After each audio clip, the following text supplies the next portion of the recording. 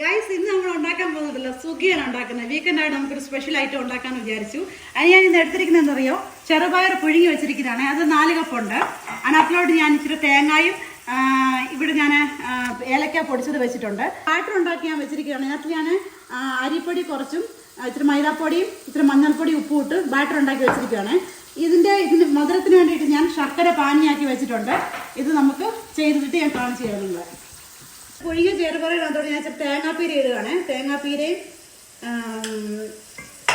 ഏലക്ക പൊടിച്ചിട്ട് നമുക്ക് ഉരുളകളാക്കി വെക്കാം.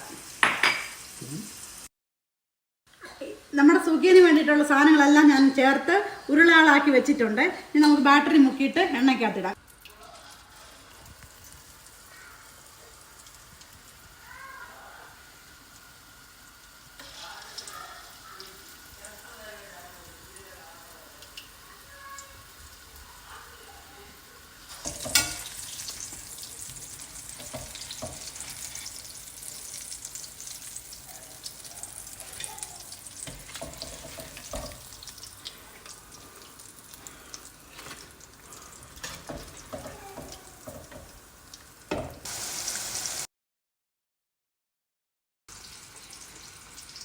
ഭയങ്കര ചൂടാണ്, പക്ഷെ സുഖം കൊള്ളാമുണ്ടോ, നല്ലതായിട്ടുണ്ട്.